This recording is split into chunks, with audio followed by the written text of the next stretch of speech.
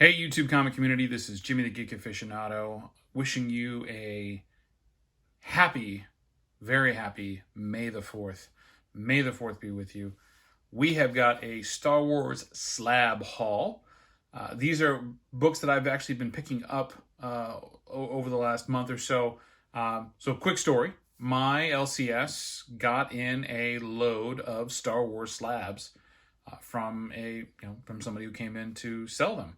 And I happened to be there at the right time of the right day and was able to pick up several for myself and then stash a few away for pickups later.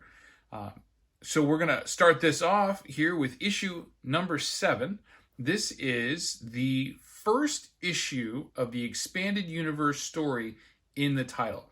Now, they didn't have 1 through 6 as part of this. It really kind of started with issue number 7 here. I think that later on I will go back and probably get those. I do have a couple of number 1s myself, and they're on their way to grading right now. But for this haul, sake of conversation here, we have issue number 7, and as I said, first expanded universe story in title.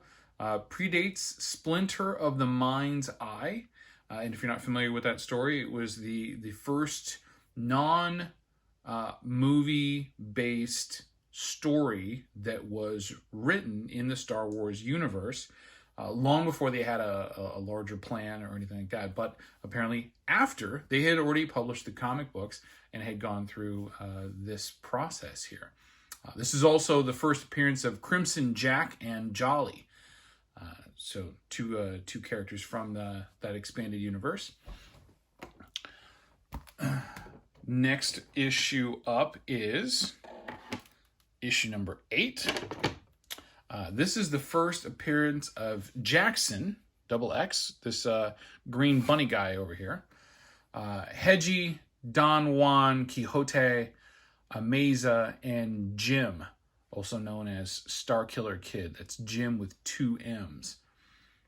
And this is probably, I would say, the next most important, probably the third most important book in the series at this point. Now, the nice thing about these is that all of these slabs are 9.4s, which is just awesome. All right. Next up is issue number 35. This is the first face-to-face meeting of Luke Skywalker and Darth Vader. And also included in the notes, the return of Orman and Silas Tagg.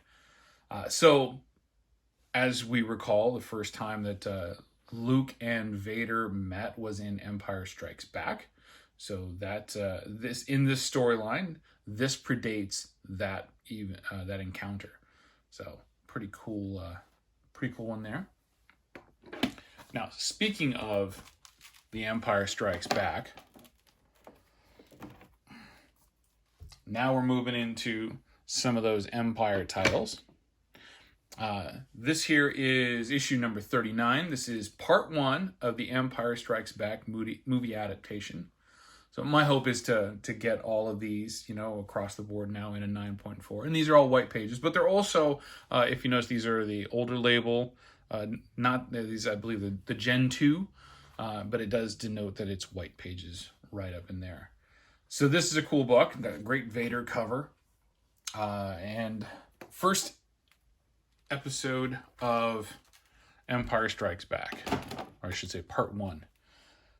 And then we go to part 2, the attack on Hoth.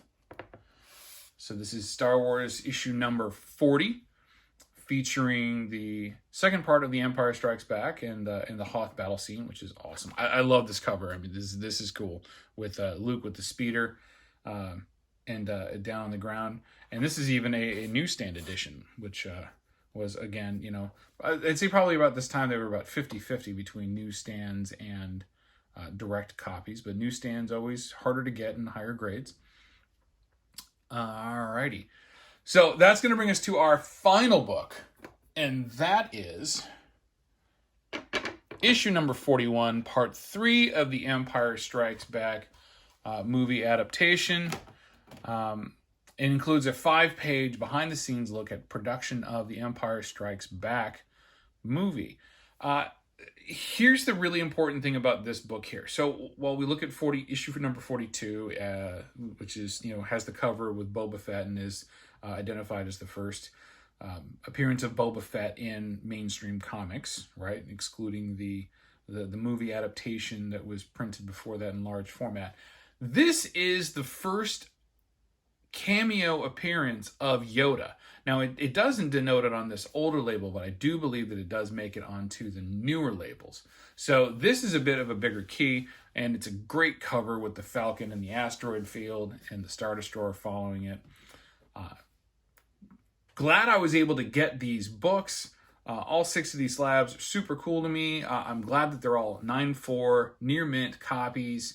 I'm not honestly not kind of really a 9.8 snob, but I don't have to have them. But I do like having like this group all in high grade. I hope that one of my Star Wars #1s comes back in a 9.4, and any of the other ones I can get all in the same grade. So that would be very cool to have a nice linear collection of Star Wars all in 9.4s.